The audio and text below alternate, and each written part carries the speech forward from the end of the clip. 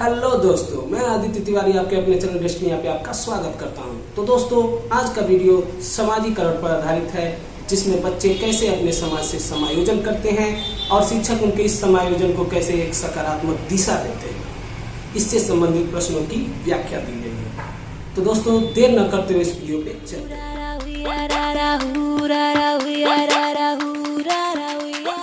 तो दोस्तों, समाजीकरण की प्रैक्टिस सेट नंबर 1 का पहला क्वेश्चन है आपके सामने।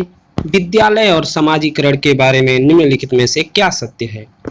आपके ऑप्शन है ए, समाजीकरण में विद्यालय की कोई भूमिका नहीं होती है। बी है, विद्यालय समाजीकरण का एक महत्वपूर्ण कारक है। सी है, विद्यालय समाजीकरण का पहला मुख्य कारक है। और डी है, समाजीकरण में विद्यालय की बहुत बड़ी भूमिका होती है। तो इसमें देखना है विद्यालय और समाजीकरण के बारे में क्या सत्य है। तो समाजीकरण में विद्यालय की कोई भूमिका नहीं होती है, ये क्या हो जाएगा? गलत हो जाएगा, क्योंकि विद्यालय की भी भूमिका होती है समाजीकरण में। बी है, विद्यालय समाजीकरण का महत्वपूर्ण कारक है, ये सही है हमारा। सी है, विद्यालय समाजीकरण का पहला मुख्य कारक है। तो पहला मुख्य कारक विद्यालय समाजीकरण का नहीं होता है। होता कौन सा है? तो परिवार हमारा समाजीकरण का पहला मुख्य कारक होता है। तो ये ऑप्शन क्या हो जाएगा? गलत हो जाएगा। और डी है, समाजीकरण में विद्यालय की बहुत बड़ी भूमिका होती है। तो बहुत बड़ी भूमिका नहीं होती है, लेकिन भूमिका होती है। अतः हम कह सकते हैं कि इसका ऑप्शन नंबर बी सही होगा कि विद्यालय समाजीकरण का एक महत्वपूर्ण कारक है। अतः इसका ऑप्शन नंबर बी सही होगा। अगले क्वेश्चन पे चलते हैं।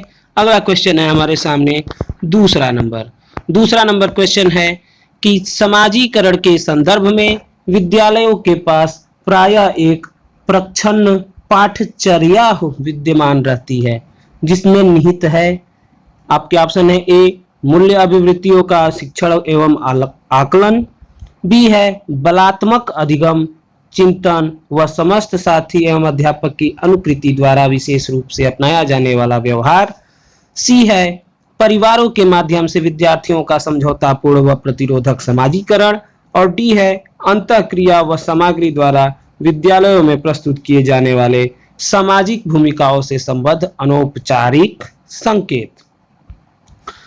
तो हम लोग को पाठ्यचर्या देखना है। पाठ्यचर्या आपको पता है क्या होता है? पाठ्यचर्या और पाठ्यक्रम, इन दोनों में अंतर होता है। पाठ्यचर्या जो होती है उसमें पाठ्यक्रम प्लस जो है को करिकुलर एक्टिविटी आती है, मतलब पाठ्य सहगामी क्रियाएं भी आती हैं। जब पाठ्यक्रम के साथ पाठ्य सहगामी क्रियाएं आएंगी तो वो पाठ्यचर्या हो जाएगा, और पाठ्यक्रम केवल अकेले आएगा तब वो केवल पाठ्यक्रम ही रहेगा। तो इसके ऑप्शन थे मूल्य अभिवृत्तियों का शिक्षण एवं आकलन। केवल मूल्य अभिवृत्ति का शिक्षण एवं आकलन पाठ्यचर्या में शामिल नहीं रहती है। अतः आपका ए वाला क्या हो जाएगा? गलत हो जाएगा। बी कह रहा है, बलात्मक अधिगम, चिंतन व समस्त साथी एवं अध्यापक की अनुकृति द्वारा विशेष रूप से अपनाया जाने वाला व्यवहार। तो बलात्मक अधिगम तो कभी हो नहीं सकता है बच्चों के साथ। अतः ये ऑप्शन भी क्या होगा? गलत होगा। सी दिया है, परिवारों के माध्यम से विद्यार्थियों का समझौतापूर्ण व प्रतिरोधक समाजीकरण।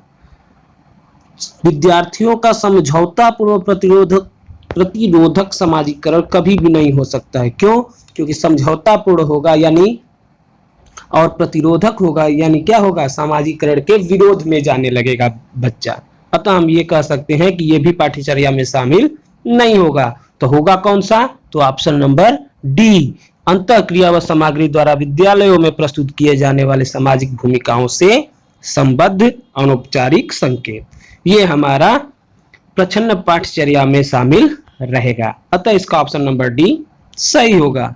अगले क्वेश्चन पे चलते हैं। अगला क्वेश्चन है हमारे सामने तीसरा नंबर क्वेश्चन है, शिक्षकों को यह सलाह दी जाती है कि वे अपने शिक्षार्थियों को सामूहिक गतिविधियों में शामिल करें, क्योंकि सीखने को सुगम बनाने के अतिरिक्त यह क्या सहायता करती है? आपका ए है समाजीकरण, बी मूल्य द्वंद्व, सी दुश्चिंता या डी आक्रामकता। तो शिक्षार्थियों को सामूहिक गतिविधियों में शामिल करने का कारण क्या होता है? उनका समाजीकरण करने में वो सहायक होता है। जैसे जैसे वो समूह में कार्य करते चले जाएंगे वैसे वैसे उनका समाजीकरण होता चला जाएगा। अतः इसका ऑप्शन नंबर ए सही होगा। अगले क्वेश्चन पे चलते हैं।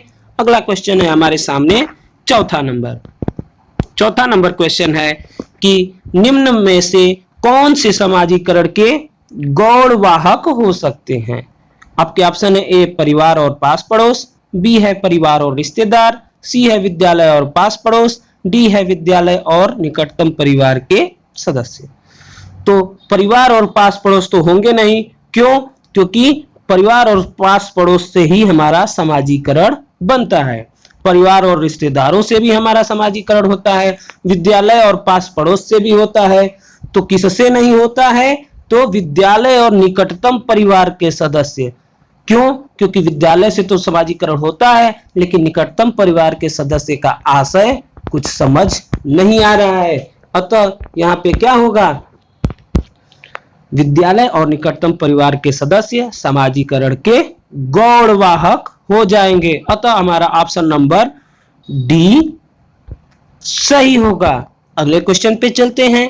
अगला क्वेश्चन है हमारा पांचवा नंबर क्वेश्चन है कि समाज मिति तकनीक का प्रयोग किया जाता है। समाज मिति तकनीक का प्रयोग किसमें? ए है ऑप्शन समाज के सर्वेक्षण में, बी है आर्थिक स्तर की जांच में, सी है समाजीकरण की जांच में, डी है उपरोक्त सभी। तो समाज मिति तकनीक का प्रयोग समाजीकरण की जांच में किया जाता है। क्यों जांच में किया जाता है? तो इससे पता चलता है कि कोई यदि व्यक्ति है तो उसका व्यवहार जो है समाज के अनुसार है कि नहीं है, और यदि समाज के अनुसार नहीं है उसका व्यवहार तो वो क्या किया जाता है? पता लगाया जाता है कि आखिर क्या कारण है कि वो समाजीकरण को अपना नहीं पा रहा है, ऐसा क्या कारण है, इसका पता लगाने में समाज मिति तकनीक का प्रयोग किया जाता है। अतः इसका ऑप्शन नंबर सी समाजीकरण की जांच में सही होगा। अगले क्वेश्चन पे चलते हैं। अगला क्वेश्चन है हमारा छठा नंबर क्वेश्चन है कि समाजीकरण में सम्मिलित है सांस्कृतिक संचरण और उसके बाद खाली स्थान दिया है। आपके ऑप्शन ए है संवेगात्मक समर्थन उपलब्ध करना, बी है विद्रोहियों को निर्धारित करना, सी है बच्चों को लेबलों में व्यक्त समायोजित करना। लेबल का मतलब जैसे होता है कि उच्च कैटेगरी प्रतिभाशाली वर्ग के बच्चे, उससे कम प्रतिभाशाली वर्ग के बच्चे, सामान्य बच्चे, कम बुद्धि लब्धि वाले बच्चे, ऐसे कैटेगरी में बांटा जाता है। तो वही कह रहा है समायोजित करना उसमें। और डी है वैयक्तिक व्यक्तित्व विकास। तो समाजीकरण में सम्मिलित क्या होता है? सांस्कृतिक संचरण के साथ साथ वैयक्तिक व्यक्तित्व विकास भी जरूरी होता है, क्योंकि समाजीकरण के द्वारा ही वैयक्तिक व्यक्तित्व विकास होता है। अतः इसका ऑप्शन नंबर डी सही होगा। अगले क्वेश्चन पे चलते हैं।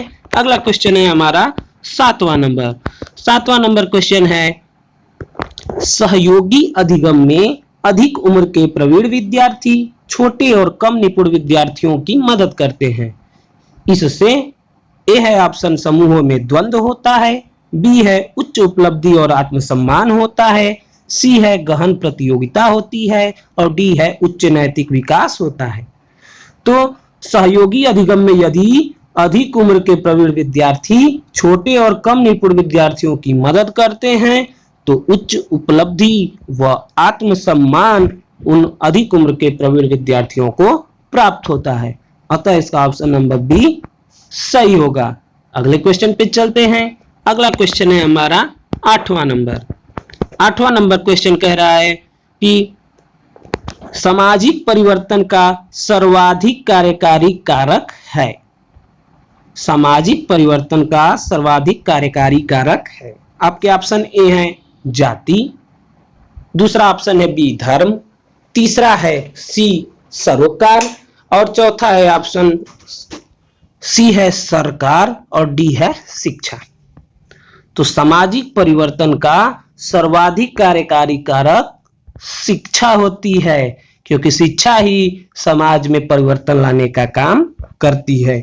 आपको पता होगा पुनर्जागरण काल जो राजा राम मोहन राय ने स्टार्ट किया था, उसमें बहुत सारे थे पुनर्जागरक लोग, वही लोग क्या किए थे, शिक्षा पे ही जोर डाल के समाज में परिवर्तन लाए थे। समाज में कैसा परिवर्तन लाए थे, तो अंधविश्वासों से जो बधा था कई सारा नियम कि विधवा विवाह नहीं हो पाता था, उनको जला दिया जाता था, सती प्रथा होता था और आपका बाल विवाह होता था, ये सब आपके क्या थे, अंधविश्वास थे और इन सब को शिक्षा के माध्यम से दूर किया गया। अतः इसका ऑप्शन नंबर डी सही होगा। अगले क्वेश्चन पे चलते हैं। अगला क्वेश्चन है हमारा 9वां नंबर। 9वां नंबर क्वेश्चन है कि सामाजिक पैमाने की विधि के अनुसार, सामाजिक पैमाने की विधि के अनुसार इनमें से सुपरस्टार वह होता है जिसे, ए है जिसका विविध जोड़ों द्वारा चयन किया जाता है, बी है ज्यादातर लोगों द्वारा चयन किया जाता है, सी है दोनों और डी है इनमें से कोई नहीं।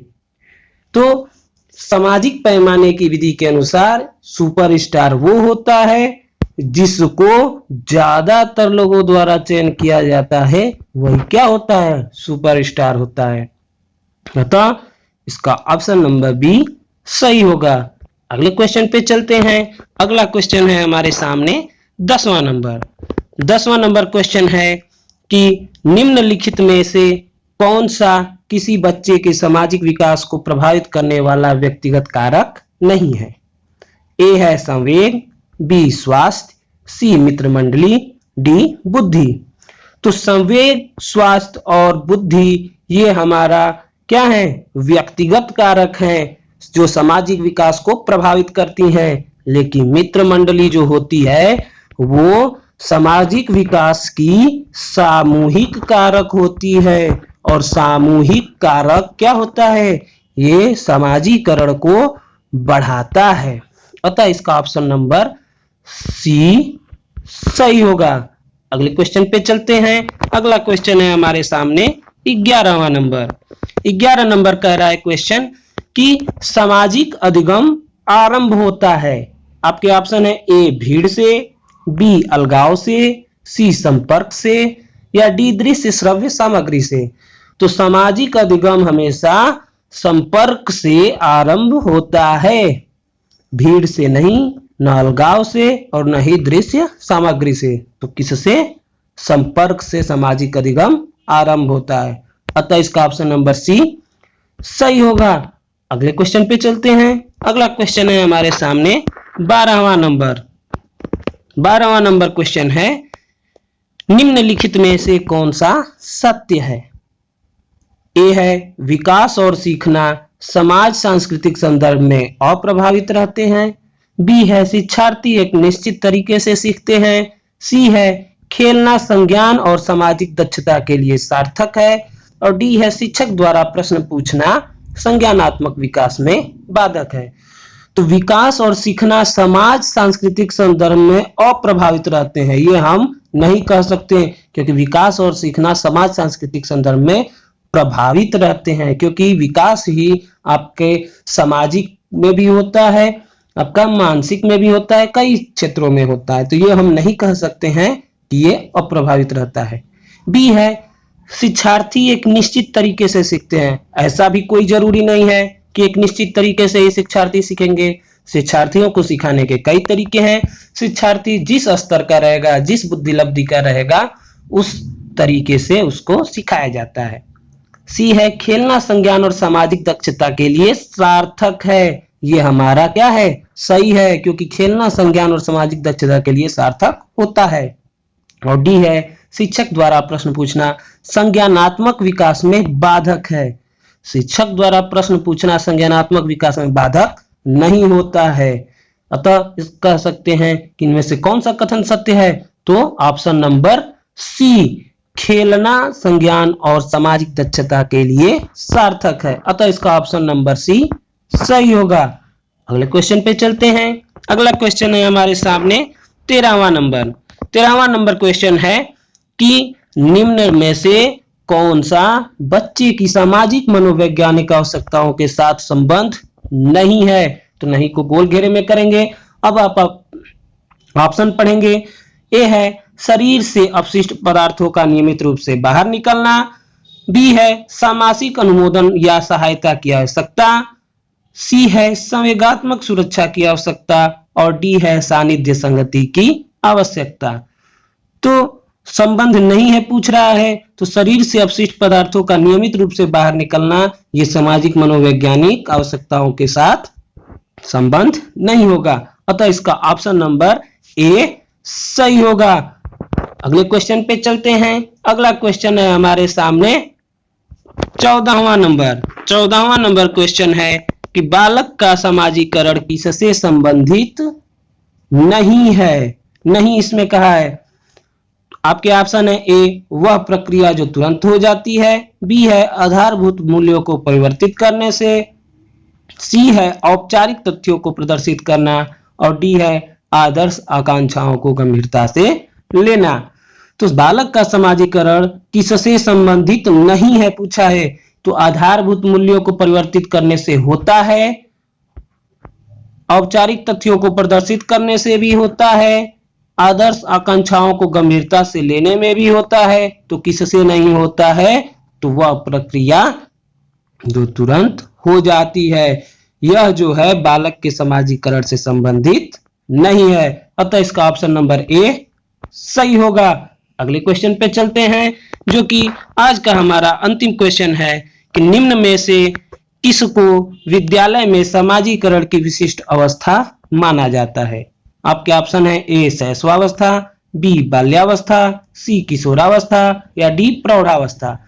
तो समाजीकरण की विशिष्ट अवस्था किस अवस्था को कहा जाता है, तो सबसे पहले नोटिस करिएगा कि समाजीकरण सबसे ज्यादा किस अवस्था में होता है, तो समाजीकरण सबसे ज्यादा बाल्यावस्था में होता है, अतः हम कह सकते हैं कि बाल्यावस्था समाजीकरण की विशिष्ट अवस्था मानी जाती है, अतः इसका ऑप्शन नंबर बी सही होगा।